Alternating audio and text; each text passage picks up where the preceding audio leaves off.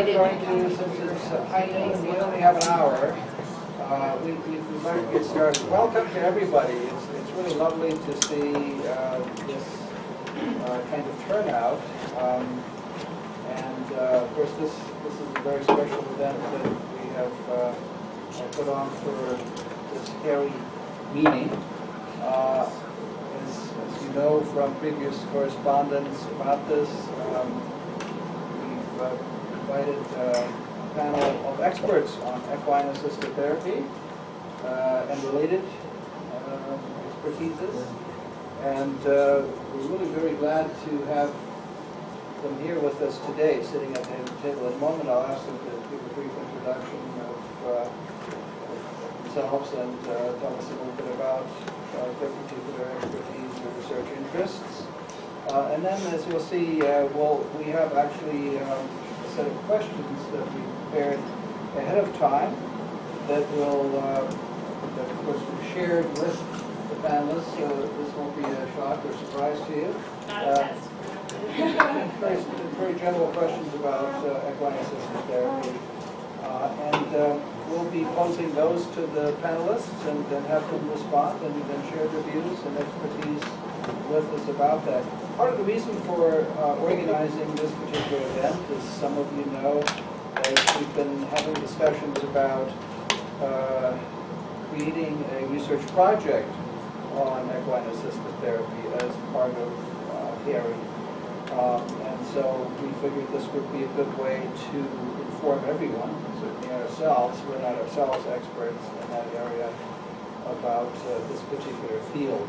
So I'm going to say no more at this point, so if you want to say anything, Nancy? No, I mean, normally we like to introduce to each other, but we don't have time, so I'm sorry about that. But we definitely will send out the notes, and that includes other people, the folks that are attending and their contacts, so that you continue to build networks among you, or finding each other on campus. I think that's been a big service of having these meetings, finding each other with similar interests. So I think we should get going and let the panelists introduce themselves just with a brief description. I just wanted to say real fast, it's really particularly nice to see some folks here from the animal sciences, the biomedical sciences group. Did I get that name right? No, I know. We never. Including some of you might know Dr. Andre Wright, who's the new head of that unit. But maybe if you tell us what the actual right title is, I'll just screw it up. Animal and Comparative Biomedical Sciences. Okay, so it's almost there. ACBS. Yes. Thank you very much. No worries. It's a pleasure to see all of you joining us. Does that include humans? I think we did research. Couldn't we have just a moment to just hear everyone's name and what department they're from? Okay, or what yeah, if you'd like that. I'd love to certainly hear do that. Yeah, You bet. We don't Yeah, have we that many normally of us. do that, it Yeah, I'd does love feel to. better. If we just take a couple of seconds to do that, why don't you just, well, Nancy? Yeah, you start. Okay, Nancy Steckless. I'm a primatologist and interested in human-animal interaction with respect to, well, lots of things, but also how it shapes our psychology as well as how it shapes that of the animal, non-human. And Nancy is co-chair of HAIRI. I'm Peter Steckless, the other half, the other co-chair of HAIRI. I'm also a primatologist, but also a professor at HAIRI South and teach in psychology and occasionally in anthropology as well, but a primatologist. Yes. Richard Wall, a pediatrician, some medicine, also have appointments in psychiatry and in primary studies. Interested in women and other ones. Interaction. Hi, I'm Bonnie Fontaine. I'm the new program coordinator for the Vice President of the Dean's Office for the Veterinary Medical Research Program. Dinner with you, Shane's house. And I'm really glad to be on board and to build the links. I used to work with equine-assisted therapy as the veterinarian for a program. And I also know connections within Saskatchewan and other places that are already doing research on it. I'm Noble Jackson. I'm a veterinarian. I'm working with the Veterinary Medical and Surgical Program. I'm in charge of distributive education. kind of a horseman. I am Wendy Davis with ACBS, and my area of interest is animal science and the equine side. Andre Wright, Director of ACBS, also Director of One Health.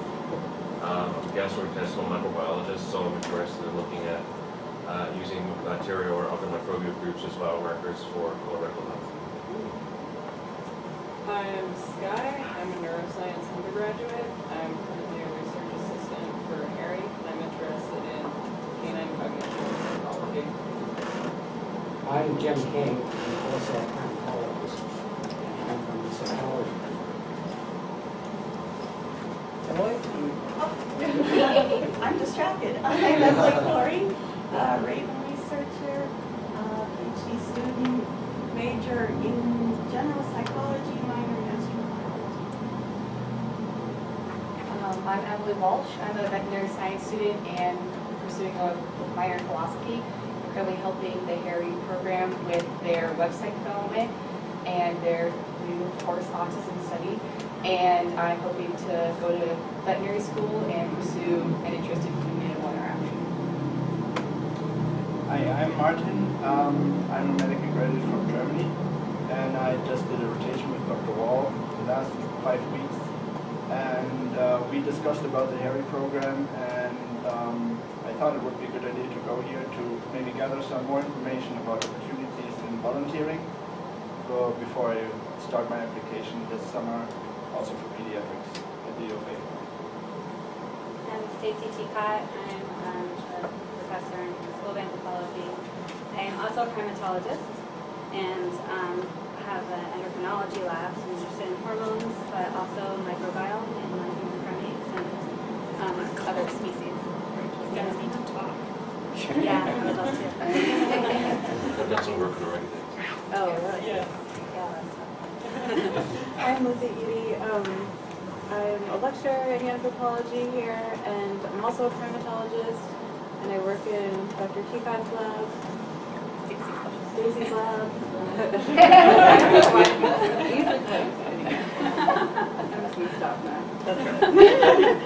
I'm Kayla. I'm an undergrad anthropology major who's specifying in primatology, I suppose, and I also work in the endocrinology lab. I am Sabine. I'm a psychology major, and I'm a research assistant for HAIRI. Thanks for all those introductions. Probably don't need it. Oh, no. Okay, so shall we go to panel at this point, and maybe Andy can start with you? Yes, so my name's Anne Baldwin, and my equine qualifications are that I'm a horse owner, and I've been a volunteer for Trot for therapeutic riding in Tucson for 10 years. And my academic qualifications are that I'm a professor of physiology, and right now I'm part-time, I have been for some time, and I teach undergraduates a course called Physiology of Mind-Body Interactions. And one of the things that we do is I take the students to the campus farm, and after teaching them how they can control their emotional status through breathing and other techniques, then I take them to the horses, and they see how the horses respond when they control their emotions and when they don't control their emotions. And in addition, I am doing some research on not equine therapy as such, but what's called equine facilitated learning, which is so that these are mainly healthy people, but as far as anybody is healthy, who want to learn more about themselves, about their emotions, how to control them, how to express them, and working with horses helps them do that in a very safe environment. That's equine facilitated learning. And in the research that I'm doing right now, we're looking at how people, when they interact with horses in a particular way, which I can explain later if anyone's interested, how it affects their heart rate variability, their self-esteem, and their immune function.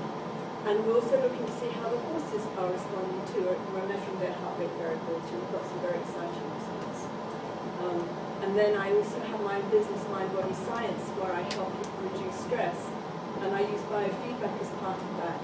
And after I've trained people to help control their autoimmune status, then sometimes if they want, I take them out to the barn, and once again they interact with the horses. And if anyone's interested, workshop called Exploring Your Heart Field with Horses this April the 19th. And if anyone wants to learn more, I can take your name and send you a flyer. Wow. Wow. Fantastic. My name is Jane Hamilton. I am a psychologist, and when you sent the idea that we should spend a few minutes saying what we're interested in, I started thinking about all the things I'm interested in, and I kept coming up with things like world peace and better understanding, and I decided you probably wanted something a little bit smaller than that.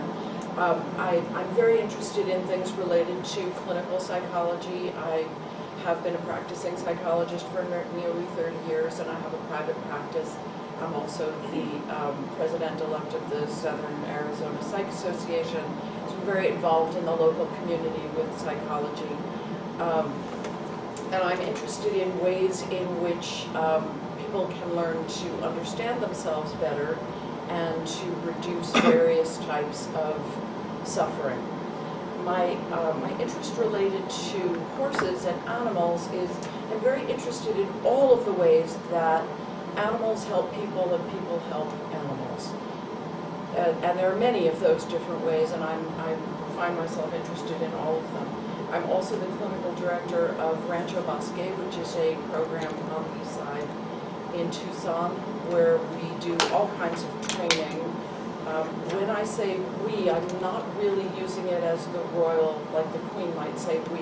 I'm referring to myself and my husband, Alan Hamilton, who's also an expert in equine-assisted therapy, and we do most of the things at the ranch together. Where he is, even though he's a brain surgeon, he functions as the horse professional, and I function as the therapist. We've worked connected with the university in a lot of different ways. So we've provided programs for medical students working on nonverbal communication and other areas for about the past 15 or so years. That program has been an elective through the medical school. We also work with the law school and the business school, again on nonverbal communications and on negotiation skills and those kinds of things that horses can help to teach people. And just recently we started to, I'm now on faculty of ACBS. I'm not even going to try, we're going to leave it to Andre to always tell us what all the words are. But I'm now on the faculty there, and we taught the first class in equine-assisted therapy. Sky was one of our students this past fall, and it will be offered again this coming fall. It's open across the campus, so even though it is held sort of through the ag school. Oh, it looks like that seat disconnected. Sorry, guys. Okay, great. We're just hearing an introduction by the panelists, so go ahead and listen in. Okay. Yes.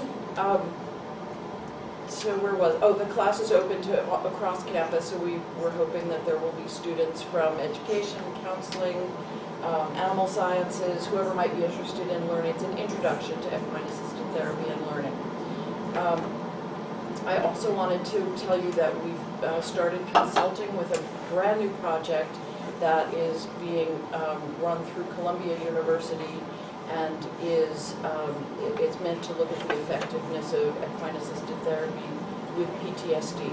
And this is going to be quite a large study. It's got quite a bit of funding and interest, and we've developed an 8-week program for them, and we're providing ongoing consultation. Well, I find myself unaccustomedly at a loss for words. It'll come to you, I'm sure. I'm Nancy Coyne. I'm a psychiatrist, and my only affiliation with the university is that I used to work in CAPS. And what I want to know, Jane, is how did you get them to let you bring horses on campus? There are horses at the ag school. Right?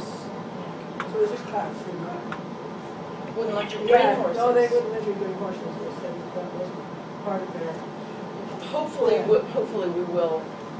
You should finish your introduction.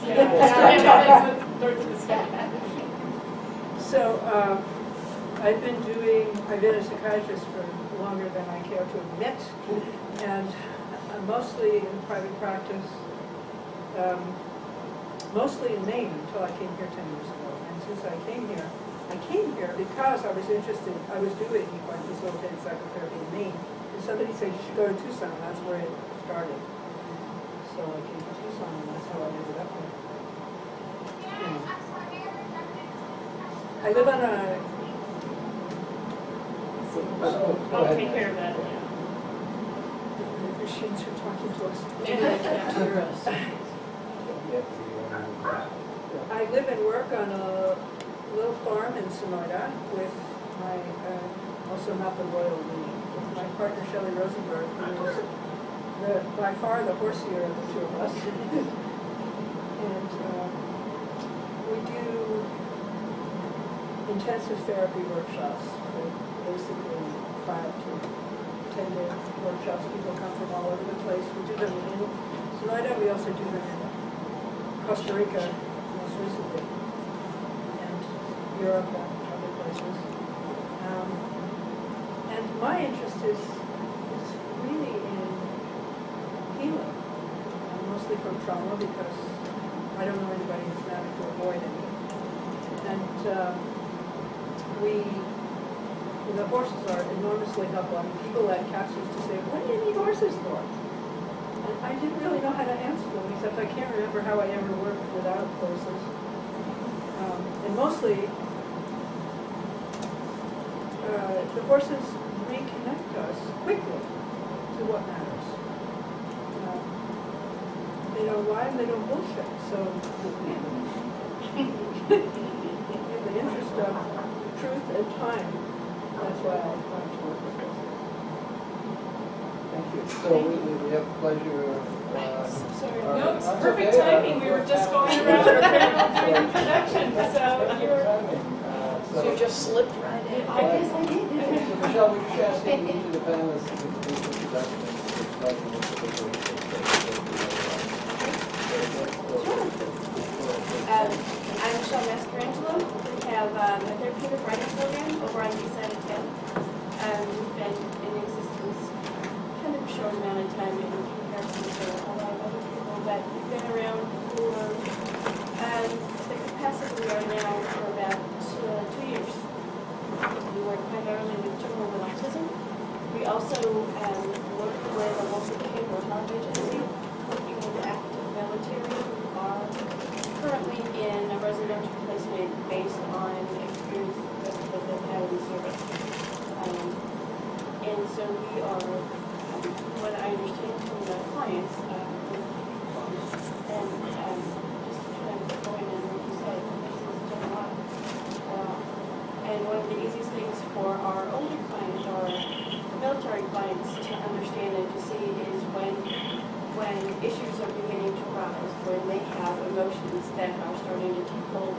Horses are an immediate mirror, and so it's easy for them to identify at that point what their emotions are, what's going on, how do I handle it, and then as soon as they relax and the horses come back, it's an immediate gratification. Much different from what they tell me than a clinical sit-down kind of cognitive behavioral piece. The kids that we work with autism are so incredible. The majority of them take and make leaps and bounds within the first 1 or 2 sessions. Some of our kids don't want anything to do with horses initially, but then after just a little bit of exposure to them, you can see a full calming of them. Once they get on the horse, they're almost a different child. They listen better, they communicate better, most of our kids are nonverbal. Some of the kids use their augmentative devices much more spontaneously if they're given access to them while they're on the back of the horse. Their behavior is better. The receptive and expressive communication is better, following directions is better, playing games is better, balance is better. We have one little girl who's physically involved, and she's been riding with us for 2 years. And she rides once a week, and you can see the progress in her body over time. And the progress in her body over time has allowed her to be more social and to interact more with her So just the physical piece of that has just been incredible.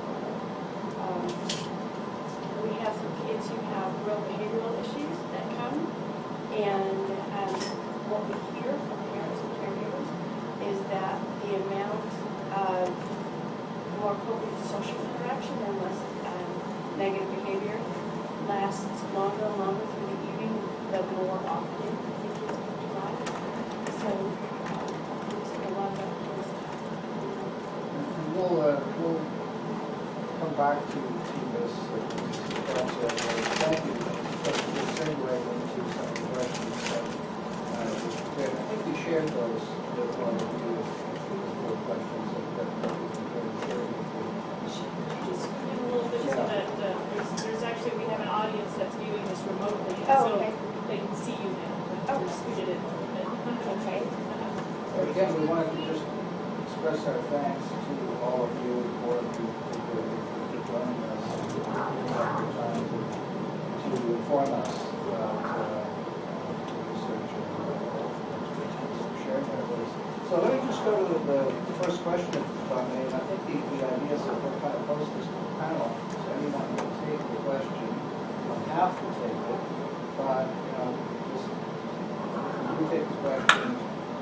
You can spend 5 minutes so that the others have a chance to respond to that question if they wish to. So the first question is really a very basic one. And let me just say, we don't want to limit this to equine assisted therapy to autism. We want to broaden it a little bit. So we're really looking at it in terms of equine assisted therapy for any kind of client, let's say. Or learning. Anybody. Anybody, yeah, exactly. Yeah, there you go. But the question really is, what is, from your viewpoint, the best scientific evidence, looking at it in a more rigorous sense, the best scientific evidence that equine assisted therapy is effective? Whoever wants to start with that. I guess I'll jump in and say that I think that is the primary question that a group like this should address. There's not enough research, and the research that has been done is spotty, and sometimes the numbers are small. And so the whole idea that we could get more research and more rigorous research is something I think we would all support. There is lots of research, but it's little bits and pieces. And in the same way that research that revolves around what is an effective therapeutic method, especially for psychological, emotional, and learning type of goals, those things are very hard to study, to make them scientific and to make the research rigorous. So it's going to require being very careful and coming up with really good research design. On the other hand, there is some good research that's coming out. There's evidence about being around horses helps to release positive neurochemicals like oxytocin. There's evidence that, there's a recent study that just came out this fall about a group of kids who did a 12-week riding program and compared with another group that just kind of was on the waiting list, and the cortisol levels were quite a bit reduced. There are some other studies about reduction in violent behavior. What else? Well, the study that I'm doing right now, it's on people who are older, 55 and over, and so they're basically healthy, but they've shown benefits from a particular interaction that we do with the horses, which is tuning into feeling their energy field. They learn about energy fields, they learn how to feel their own, then they learn how to feel the horses. And with these older people, we found that the interaction caused their heart rate variability to go up, which is a good sign. That's how the heart rate changes with time. And if that's high, it means your sympathetic and parasympathetic components of the autonomic nervous system are talking to each other, interacting. You don't have one dominating over the other. So that's a good thing. The other thing that happened was their self-esteem went up significantly. So those are two good signs. And I think it's very important to get hard data. So, for example, if we take autism, I know that a lot of autistic people find it difficult to interpret facial expression.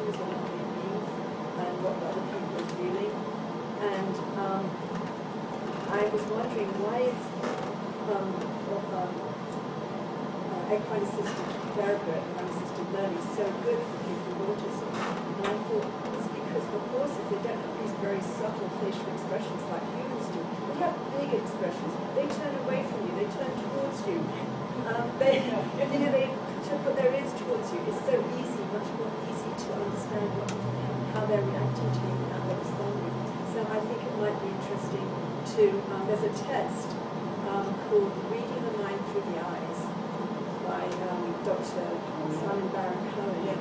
And it would be fascinating to do a before and after a horse interaction with autistic children or other people to see if they do the test better. And it all relies on how well they can look at eyes and know what people are thinking. And they do it better after they've been with horses. I mean to say that's a really interesting point, because one of the things that we've often wondered about is whether the beneficial effects of assisted therapy, equine-assisted therapy for autistic kids, let's say, transfers to the human sphere, to human interaction. Yeah. Does it actually manifest itself So that would be a good test. They may be better, but maybe they're not better in social interactions with people. So that's a very Is there any research that shows that there's a correlating change in horses' biochemistry, physiological chemistry, like horse cortisol levels, or? Yeah, I think in some of the heart math studies that have been. No, not in the horse. They don't measure the horse cortisol. They measure the horse heart rate variability. In fact, I was involved in some of those studies. So heart rate variability is a very non-invasive measure, easy to measure in horses. And we've done that, and we've found that it gives you information about whether a particular horse is good for that kind of work. And we think it's very useful, just that one simple measure. Of course, we get more information by taking cortisol levels, etc., but then that is more invasive. You can collect fecal samples. Okay. We measure fecal cortisol all the time. Or saliva. Or saliva, yeah. Right, I do think there was a study done, probably not a large enough subject pool, but I think there was a study done in which they compared the cortisol levels pre and post, and it had reduced in both the human and the animal. We also have a question from the participants. Casey, did you have a question?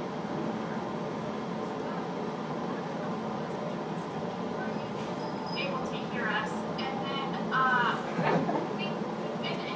just to kind of miss some of the needs and introductions, we got what you all did. I think.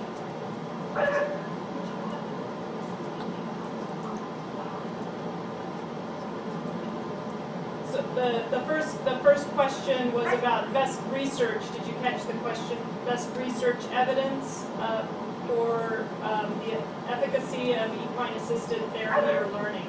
And so that's what the panelists are discussing right now. And I'm wondering, I'm sorry, this is Kara Shedd from the Coffee, and I am wondering if you could repeat the question just because I had a dog bark. I think it's dog barking, but I missed the question. Well, you just repeated it. Yeah, that was the question. It was what is the current evidence for efficacy of equine-assisted therapy? And so people were kind of just. So do either you want to respond to that, or again, no necessity, but you want to add something, but otherwise we'll go to the next question. And I think we totally agree. I mean, this is one of the reasons why we started HAIRI, and it's one of our core values is scientific rigor. Not to the point of rigor mortis. But yes. And that's why, getting folks together that are interested in looking at the evidence that's out there, but then also improving on the methodology for testing these notions. That is really the phase of this discipline now. It's now a discipline, which is a good thing, right? Recognized as an area worthy of research. And so that's an exciting new phase too, but certainly improving on the methods for testing the effects. One of the exciting things about bringing this kind of panel together and having these discussions here in Tucson and here at the U of A is that, just as Nancy said, the Arizona area, the Tucson area is kind of where this whole discipline began. So for us to be able to kind of get our arms around being in the forefront of the field in every aspect would really be wonderful. So the whole idea of bringing in students from all kinds of disciplines and bringing in research from all kinds of disciplines, and also I would guess there are probably at least 50 programs in the Tucson area, from small to large, that are doing every aspect of work in which horses are helping people and people are helping horses, maybe more than 50.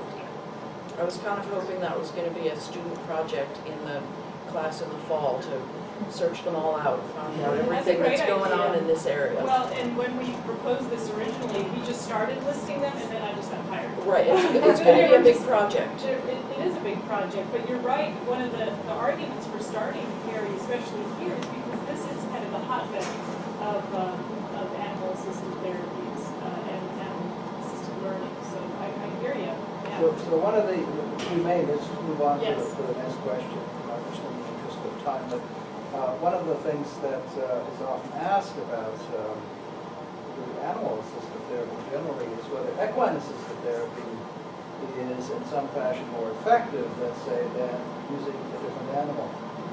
Or as research that Cindy or our assistants found, or even using a robot. Right, or conventional therapy, with a psychiatrist or a psychologist, right? So right. The study that would be great is comparing it to medication, which are being used to an extreme extent. Well, one thing we do know that's related is we know that exercise, when it's applied to depression, has been shown to be equally effective as some antidepressants, in some cases working faster. We don't know whether that holds over for a period of time. We only know that that's only been studied for a brief period of time. And we don't know whether exercise with horses would be any different than exercise on a treadmill. But we've got that little piece that is certainly intriguing. Or exercise outdoors. And nature. Or nature exposure. Certainly the side effect profile is a whole lot better than medication. Yes. Yes. So what is your thinking, anyone else, about the difference? The relative effectiveness. Of, equine versus dog or hamster or robot, or what your insights might be, even just your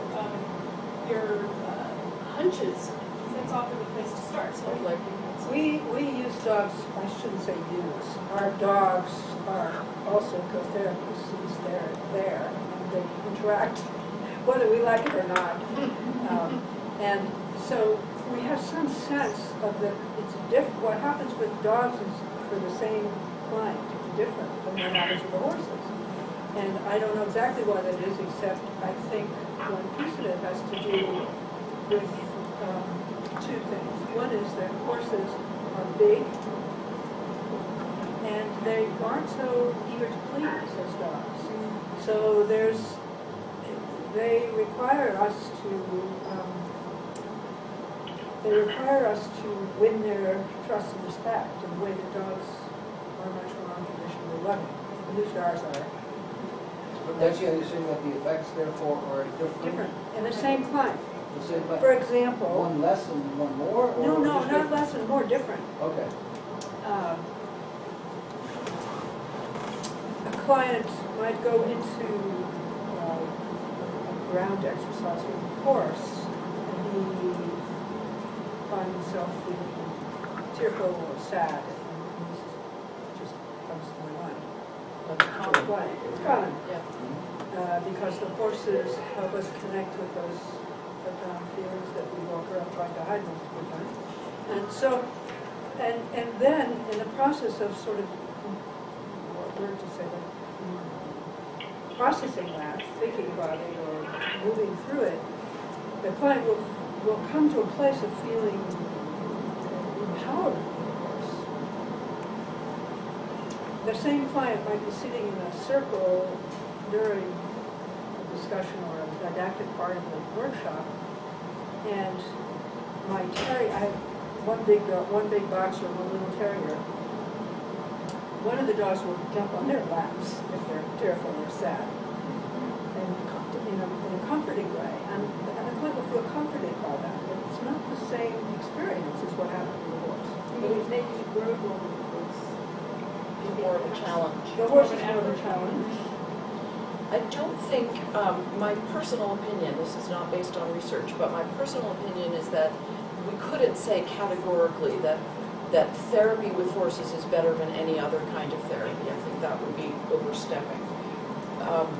Just like we couldn't say any one particular medicine is better than another, or any particular type of psychotherapy is better than other types of psychotherapy.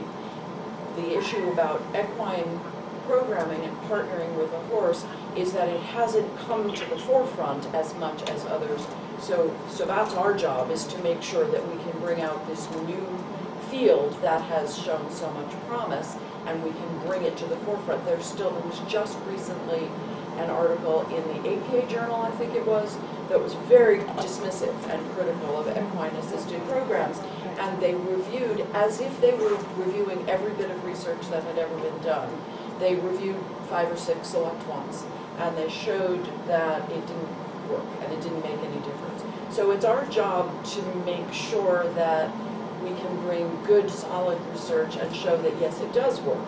It's not the only thing that works. It's not magic, but it does work. And there are some people who would benefit from therapy with a horse who might not benefit from therapy with a dog or therapy with a robot. There are people who are working with fish. There are people who are working with turtles. There's a guy in Florida who has a therapy turtle. And there's a whole program, and it's very interesting to watch him working on the floor with kids and toys and the turtle. And then, so there's lots of different ways that animals help people. Horses is what we're talking about now, and I think we need to pursue it because of there's such a wide range of interest. I have got some preliminary data about horses versus humans actually, and how they help. So in the study that we've just completed on older people, we had them do the interaction with the horse and then the same interaction with a person.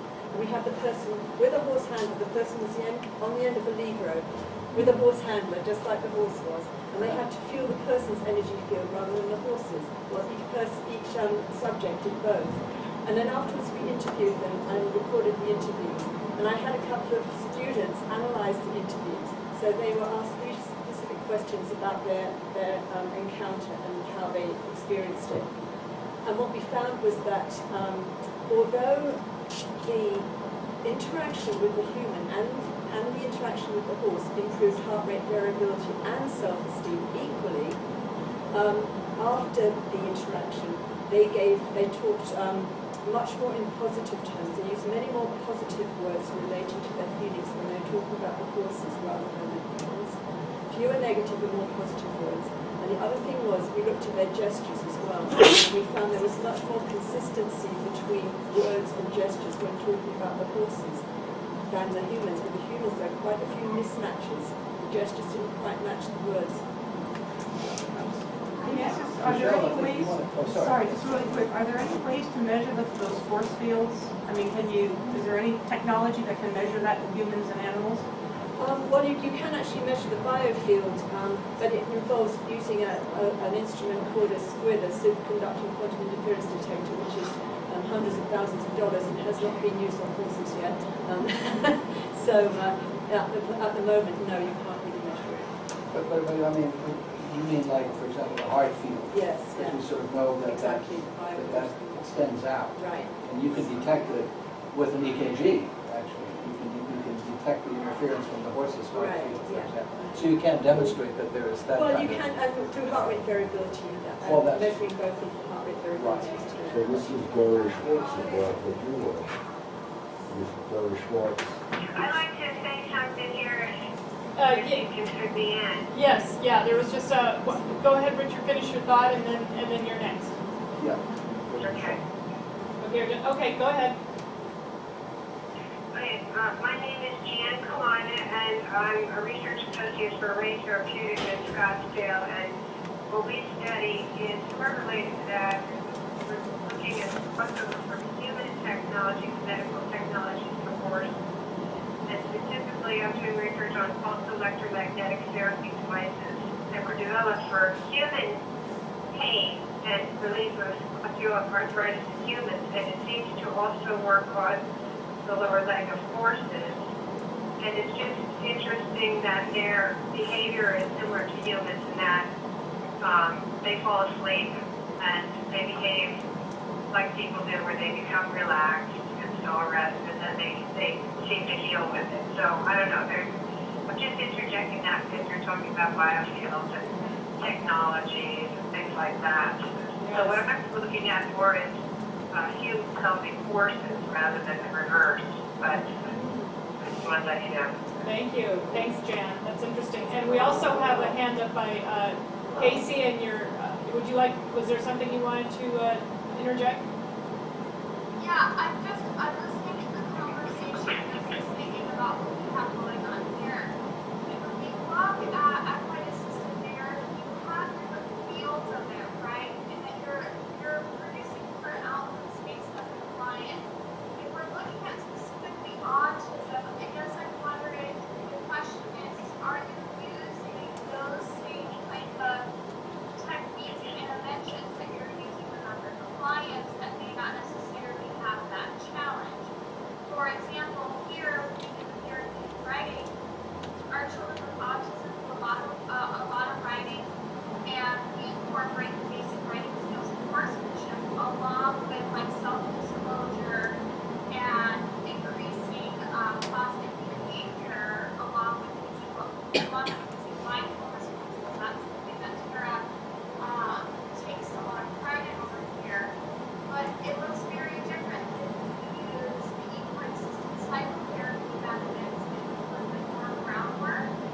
And though we're still incorporating the same principles and the type of therapy looks different, the outcomes are looking a little bit different. But because you have more able-bodied, quote-unquote, typical functioning opposed to children with autism that are very different functioning. So I think when we're looking at that, that needs to be a distinction between like where these outcomes are coming from, which kind of behavior they're developing. That's going to look very different specifically with autism. Yeah, so I guess you're speaking to just making sure that the methods are, when we're talking about is one more effective than the other, is equine versus dog more effective. That yes, it's hard to compare because you do different exercises and activities with them. So I think that's kind of your point. And riding versus groundwork. And riding I think versus groundwork. Yes, specifically. yeah, but I know I think Michelle. Michelle Casey, I think Michelle wants to interject something. Hold on.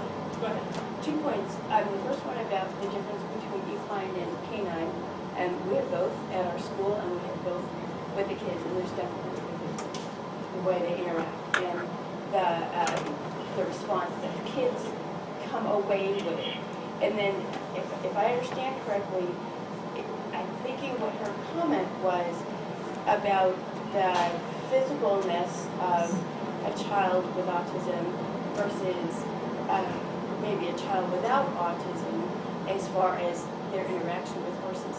Kids on the spectrum oftentimes have a lot of muscle interaction components that are deficient.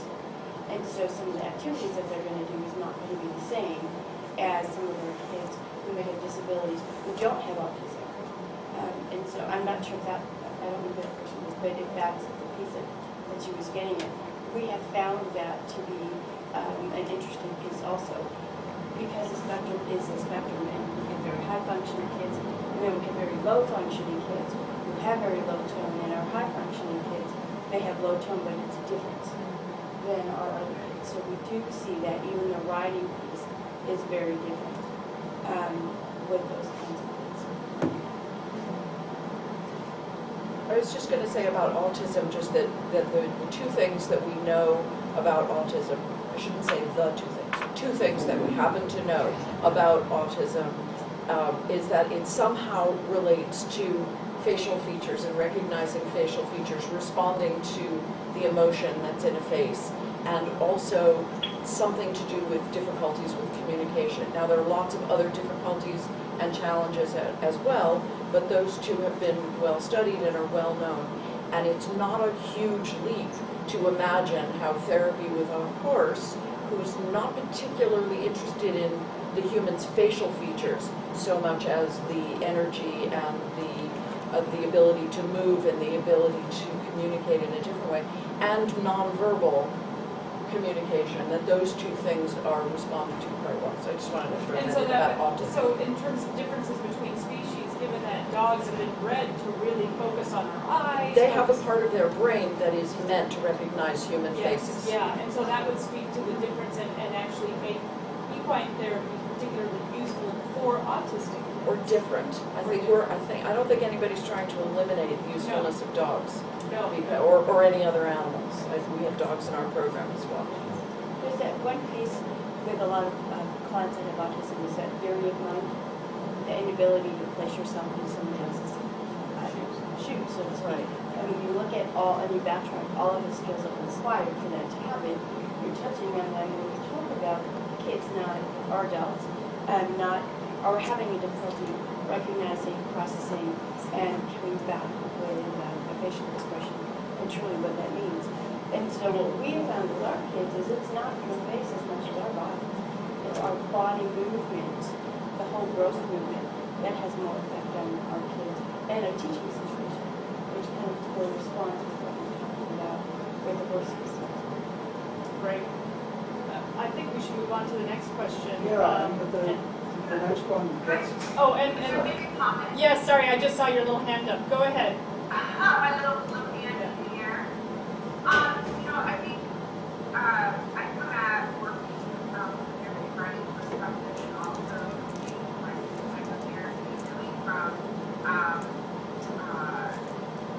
maybe a point that really reinforces your traumas to connect to your body and also connect to others. And whether that looks like we need to learn about facial expression or we need to learn what a person feels like. Research that we've done here has included connecting both community and course of community and actually moving them into community with one another from standing, 10 feet away, moving and touching, learning, spitting on. And what we have found is that as the human comes closer in proximity to the horse actually synchronizes the brain. Becomes almost the picture of the brain looks almost exactly the same. We find happening with the human is that there's actually the right and left hemisphere. And so I think that whether you're coming in with a diagnosis of autism or you're coming in with any coverage or post-traumatic stress disorder, that we have to acknowledge that the presence of the force and maybe of the force of the body face of the force actually changes what's going on in the brain and whether the outcome that is being more calm, whether the outcome that is being more expressive, being more present. I think things like oxytocin, look at being recognized facial expression and offer of course self-care, their ability to adapt to what the client needs, modify what's internally happening with them to best meet the client where they're at. So are you saying that the human participant locks on to the animal's pattern or vice versa? Or vice versa. The horse locks onto the human? Yeah. How'd she measure that? Yeah, you measured that through... Can you give us that publication? Can you give us that citation after this meeting somehow? So we can see it. That's really interesting. Yeah, it is. That's a good point, Jan. And Tara, I'm sorry we didn't have a moment to have you introduce yourself, but just could you just very quickly just say your name and what you do, just so that we know where this voice is coming from? Sure can. I'm Tara Shad, Executive Director of the Coffee Program. We're in Scottsdale, Arizona. Our program was at ASU for 10 years, in 1998. So it is a nonprofit functioning independently.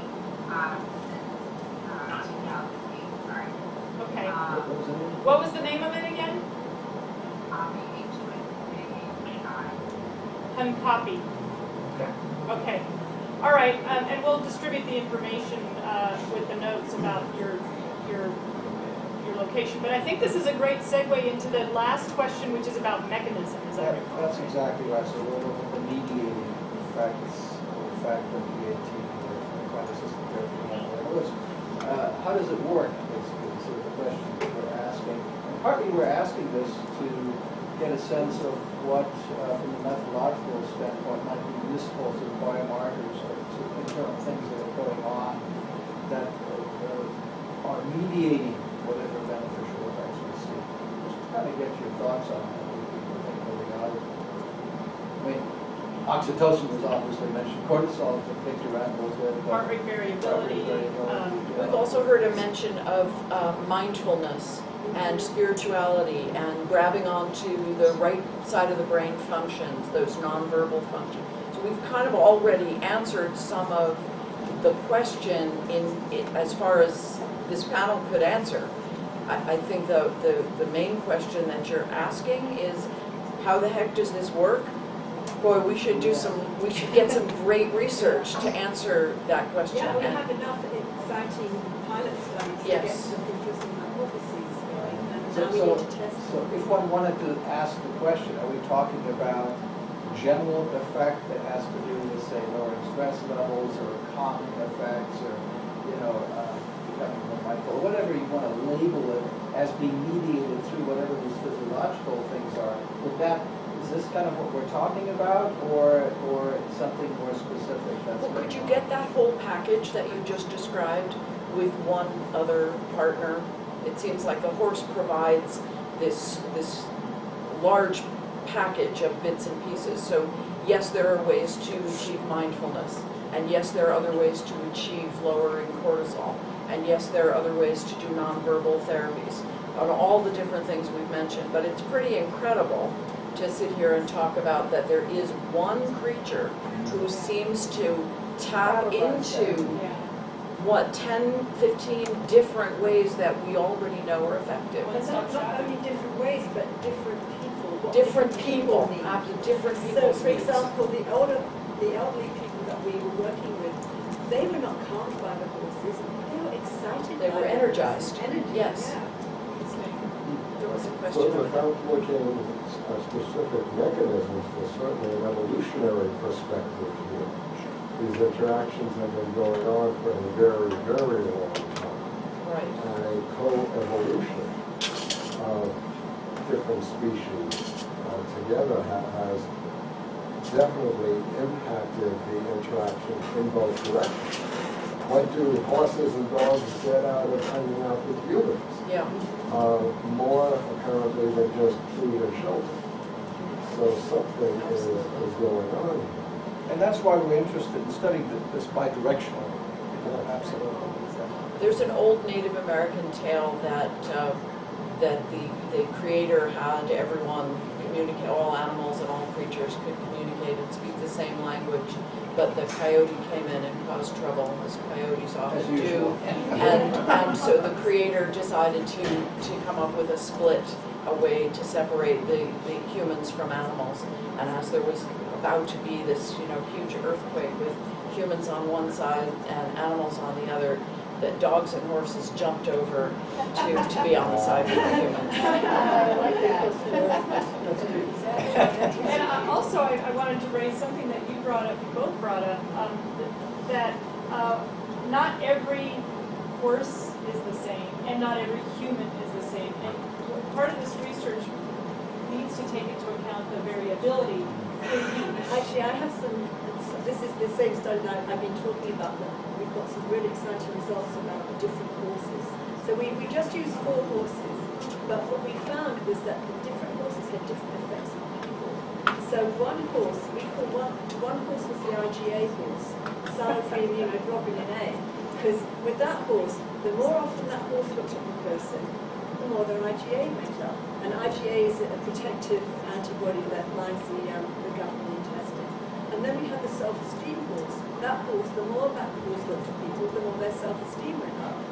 But the IgA horse, we did a correlation. The IgA horse didn't affect their self-esteem, and the self-esteem horse didn't affect the interesting. And, you know, and then along those lines, you know, some of the research we're doing with Jim here as our collaborator is looking at individual differences of humans and their attitudes and values towards animals, and we're finding that, you know, this is not a surprise to anyone in this room, but there's often this notion, this mistaken notion, that how you treat animals is indicative of how you treat humans and vice versa.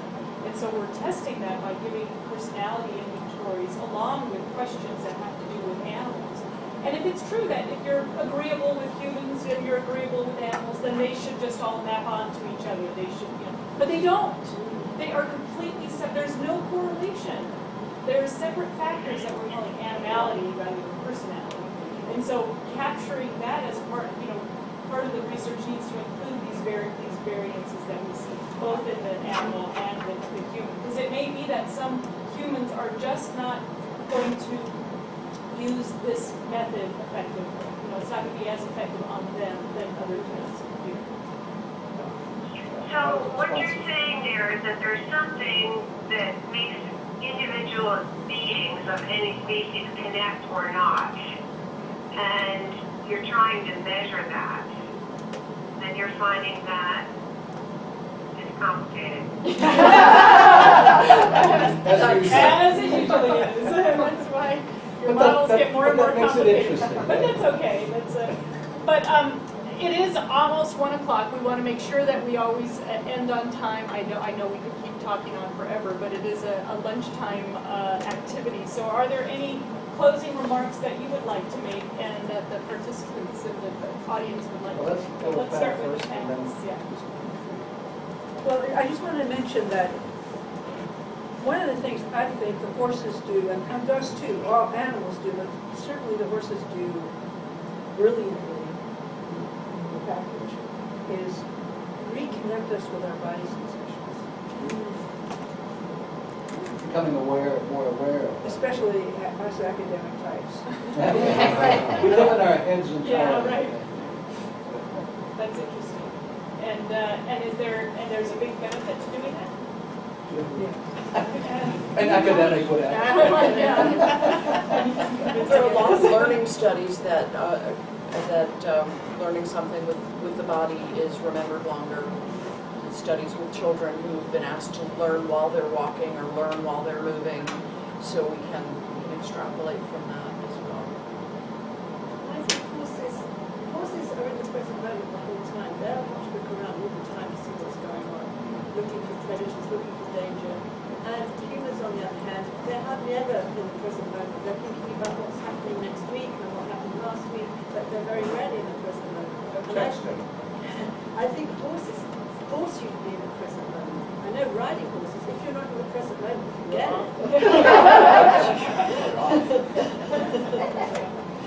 I wanted to say for my final thing, in case that last thing I said was supposed to be my final thing, that this is my final thing, that I would really, really encourage, with such a multidisciplinary group here, I would really encourage the idea of sending people to take the EAT class, to take Anne's classes, to get the kinds of things that we've already got going here on the university to kind of come together and and bring all these great minds and these great ideas together, because these classes are already happening and they're already available for our own students. Thank you. And what I'll do afterwards is get together with you and maybe create a little flyer that we can send to the student listservs to tell them about, and well, Wendy, this is probably what you do already, but get together with you to really promote that. Yeah. Go ahead. Any other final comments? No, you go ahead. I just think that the wealth of information that we have here and the amount of different ways of approaching this topic of equine therapy is incredible. And as we all bring our own things in, a lot of my stuff was really just kind of anecdotal because I haven't done the research pieces of it. And I'm really glad to see that this is coming together. And from an educational school point of view versus collegiate education point of view, I would really like to see more of this empirical science kinds of stuff be done so that we can use it where it most needs to happen, and that's with our young kids, so that as they become older, they have more positive effects. And as a society, we all gain from that. So you want to create music for young kids. This is my last thing. You get the final panel word. What was I going to say? What I was going to say is that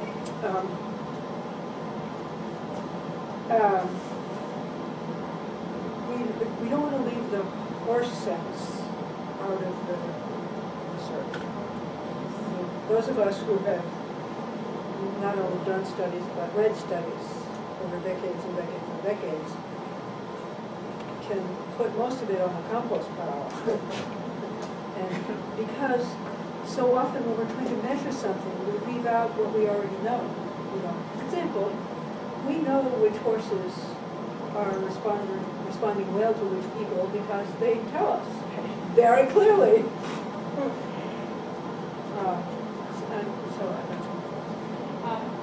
I really appreciate that comment, especially because one thing that, yes, we want to be scientifically rigorous, but I think your experiences lend, they give you insights.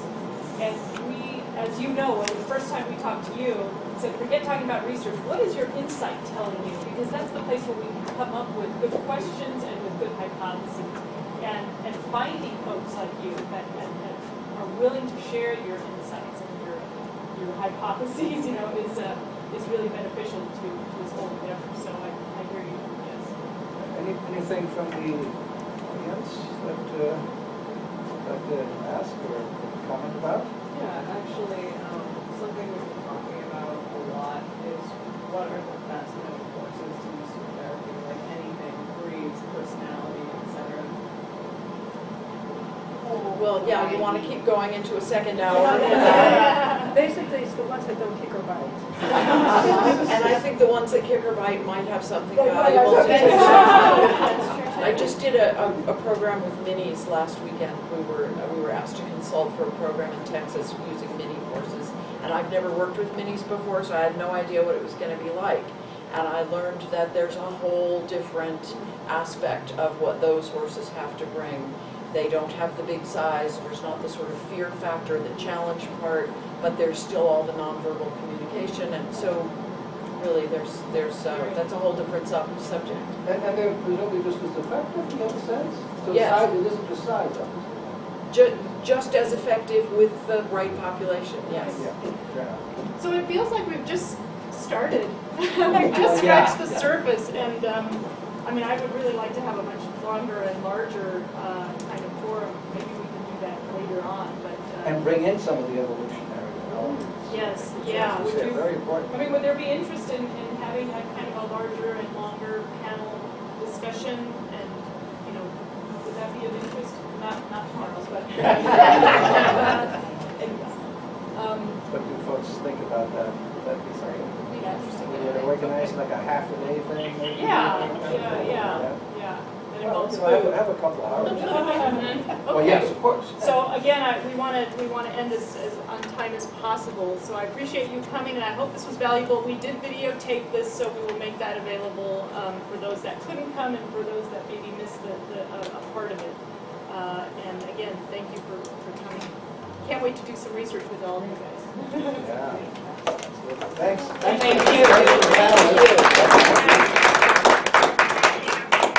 Thank you, Tara. Thank you for coming. One quick comment after the fact, one thing you said by the meta-analysis, which through just about everything on the compost pile, is there may be some sides that are threatened by resources. Definitely. Showing that pets and horses and animals might possibly be more effective than medication. Actually, the same thing happens with energy heating. Everyone tries to throw that in the trash too. There's no profit in it. I'd love to be able to throw out the woo-woo factor of equine therapy. This is not woo-woo. This is not magic. This is not. I don't want to give examples of other things that I might not know about, but I think you all know what I mean. There are lots of therapies that are sort of fly-by-night, and this is not. And that's what it sounded like, the article that you quoted was throwing this Right. in with And it whatever also, that it cherry-picked things that were bad studies with small n's and that had found no result. And it left out studies that have shown some interesting things. bad science is bad science. Right. Bad science is bad science. Bad science is bad science. But the idea is just to try to put everything on an empirical basis and demonstrate whatever effects you think in manifest. Yeah. Good science. Thank you. So for the students, we still have our lab meeting later this afternoon, okay? So we'll Thank see you you there. all Thank for you. coming. Yeah, thank you very much. A suggestion for next such session, Yes. get a little loudspeaker hooked into that. Yes. For us that you can turn on and off. We tried to do that. We did, Ah, yeah. okay. We did, yeah. But well, we will improve that. Yeah, instead. because that's not the most effective. Yeah, yeah. Right? It kind of sounded like a sonogram was going on. Yeah, we'll work on that. Thank you.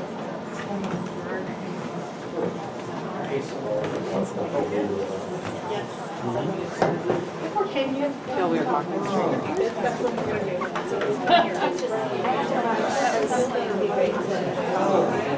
Thank you very much, sir. Well, we can, but is that easier for you? Let me think about that. It's either Nancy, okay. don't worry, you're not, people haven't jumped, it's not. Because apparently the Hamilton's already have it locked down, and so I meant the impression they're giving. That's interesting.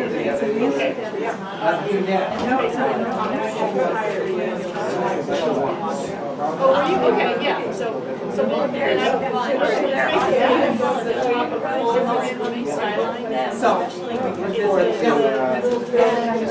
but emails, he gives us very detailed information. But then he just,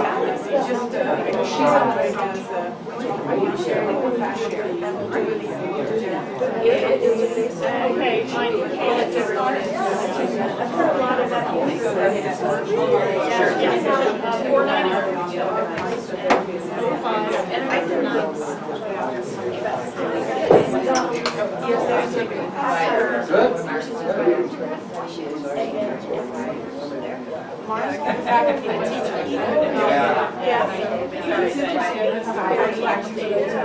Okay, all right, thank you so much.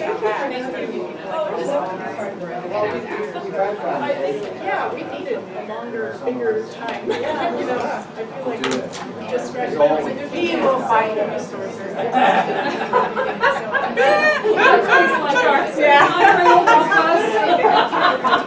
Pull it all out of a hat. Yes, so when Andre first came, my husband said, I've never met the Savior before, but from whatever all I've heard, you are him. You will be able to do it. Yeah, okay. Can you stay a little bit? No, I don't. There's a lot. Right here. I know, I wish. Yeah, well, it's nice to meet you, Bonnie. Where are we? They're adults here. I'm part of the Campbell. 20 and baby. Okay. Really? Let's talk about that.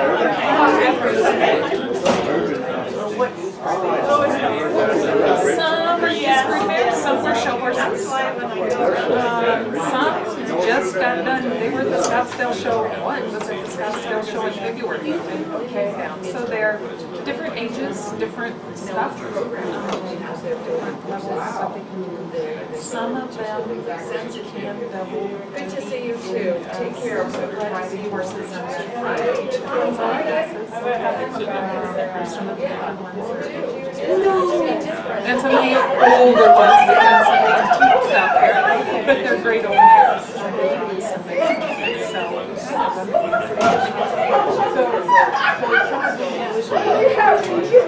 But there's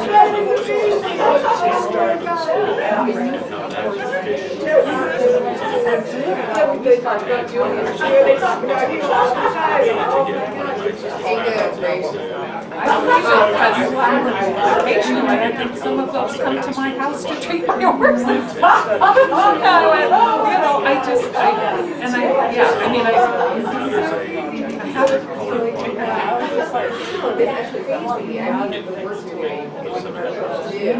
I'm so interested. I'm serious. So once I get the okay for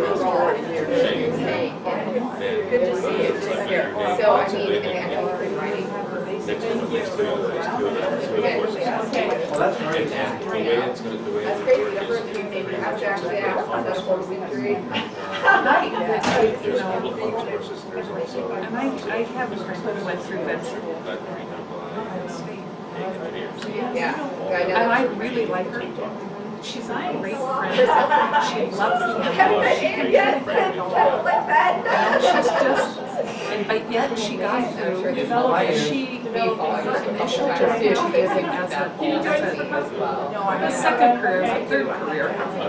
Initially, she was a CPA for US because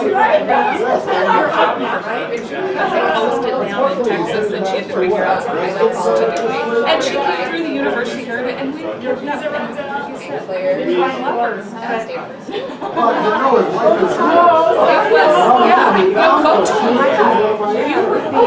And then the scary thing is, she's taking emergency calls and doing it like when you need someone the most, you get sued. I know. She should be so good in the lab because she's one of these. Well, in between, she was getting her out of that. Oh no! FBI said, you volunteer positions in San Diego. Maybe you should do something with animals. So they're like, you should go to vet school. Move on, move on. So that's it. How you doing? Doing okay. How are you? Good job.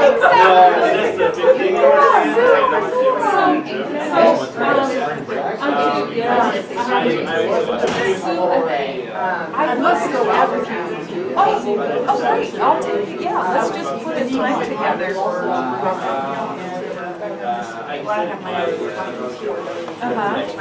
Really good. Oh, yeah. I started a bunching labs for a ranch here. Thank you. The cowboys here. The horses were great. The owners of the ranch that they kind of had to give it up because the cowboys just wanted to go get,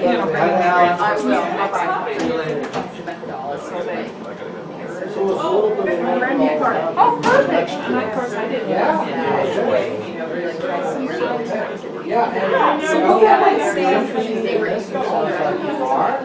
So I can show you probably by And so what's your opinion on how would you improve by okay, and that's the PMD1 for the combination year. Because see, I worked a lot on it for the first year. on year one? Because then the other thing was, if it's the professional dance, we just have to come back down. Because if they come back and finish some sort of an undergrad, I get them. So that's my. And then they can reapply. Yeah. So that was my interest. Obviously, I know nothing about anything past that. I was just. One of the things that we're really interested in doing was probably after the first semester at the not very I should.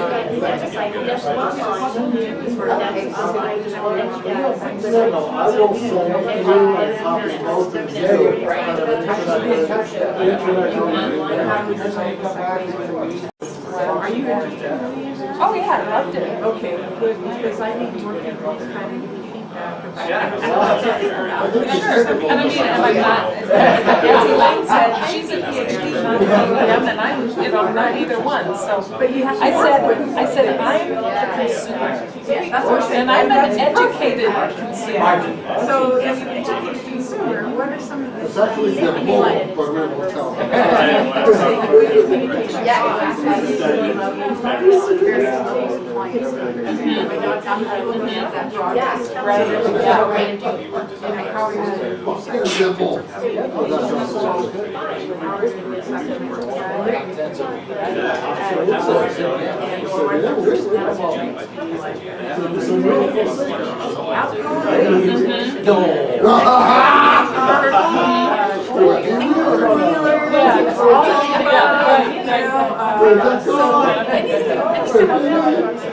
I have to do that, it's not my area, I have to do a little more research and take interest, but I appreciate it. Absolute confidence.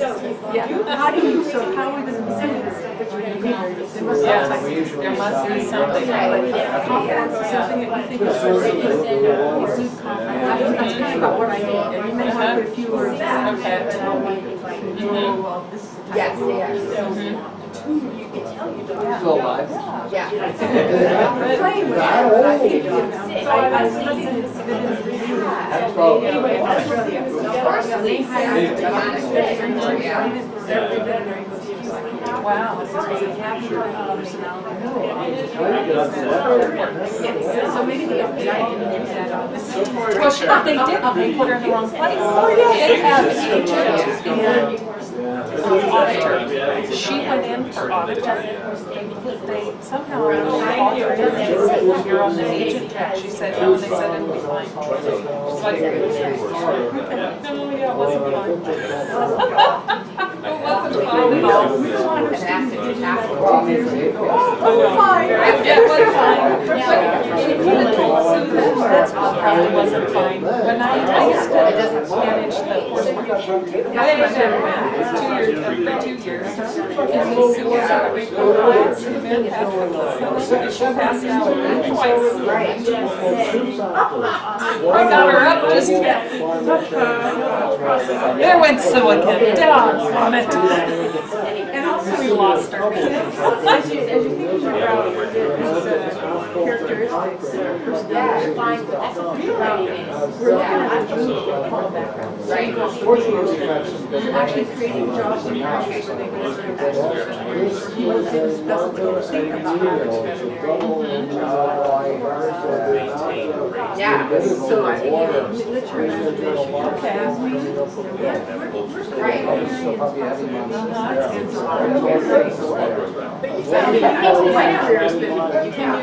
Practice 7 years. 7 years. From the beginning, and not just not the activity. Of which, since 1990, I haven't touched an ass. I always That part's interesting. All of her stuff in education. Not necessarily personality, but styles as to the appropriateness of the position you're in. And that's what she did, just talk the entire time. And Jacqueline said, well, I would not do that. And so she actually dealt with Stewart Company that up there on the other side of the border. But at the time they did everything in South China. And it had how they were because I use what English folks spoke about. And so they let right now come in and do this test and then say, this is the way you say, this is the position they should be in if they're not in. You know, this should be the soul stitcher. This person wants to do things. This person needs to do this. And I just sell about it. Really, right. You're right on it. We're looking for, so how do you make these things that we could actually Thank you. You know, you don't really think I'm okay. And that's my Sue Wall. Exactly, because, you know, you're the time you have figured out those things that you got it done, yeah, that's past. The bridge has been crossed and burned. Well, but you mentioned the nonverbal, that's a really good collecting The saliva. neurobiology is learning how the brain is connected. It's just Oh, good. Pick a brain. Well, this should be, yes, you have to take a collage. Just based on your So a lot of this work has already been compiled. their plasma, we could print it with high confidence what it would be. That is awesome. So it's a reliable assay. There's all sorts of objects. I know when you started describing all this, I was like, really? You can get that? But he was Why didn't you? Yeah. And now. Yeah, so I'll tell you, I have to pull the new test out. We have in one of our. Or at least to see what is It's still there. Right. In your dissertation in the library, to see if anybody opens it, see if it's still there. Go get that, go get the 10 back and. So there's something And we had and they had to describe what they figured. So those that just picked it up and said, oh, they got like 0 points. They said, oh, it's soft, it's Oh, well, this, it's 2,000 pages of this, too. So this is, oh, that's hard, it's straight. These guys are making the. So very cool, like if they do, analysis of saliva, or is that not something you're setting up here? It wasn't something that I'm setting up, but I was the microbiologist and electrobiologist person on the program, so we had another physiologist that were measuring. I know, I absolutely Okay. think But we would get it, freeze dry it, I love this box. We had models that and stuff like that, like, how are they, created a how are they horse deciding model this, where the intestines and the professor can go in and and just The get like a old way of restaurant doing it was recipe you and use study. randomized rabbits. and then have the student go And in then you and use describe cardiac and blood talk and see the anatomy of it. Because you really need to describe it so you get a picture. Okay. These models. Right, oh, yeah. So it sounds like you have used that thereby and really practice to do it. clinical sales on models first before they That's something you have to do with our university. So it's a good collaboration. I love it. Absolutely. Honestly, like, it seems like anything can be done. Oh, there you go. So now we have our graduates here. Yeah. And we have Dr. Erin Shields. She's there. She's in our first class. We graduated our first class. I'm so excited. It's awesome. Did they say how long? Sure. So I think next week will be, well, once I get the open we can discuss this in further detail. I'm sure. No, that's really a good surgery. No, all right. Okay. Do you have time or do you have to go? You do, no. Okay. But I know that when the sequel comes out first, I'm you are a usually deep with user. It usually comes out first. Good. Amazing, yeah. Thank you. No, I did, I have the name, we're getting it. And a lot of it, Right. we have to go back and reinvent the wheel as far as scientific studies are concerned. So all this did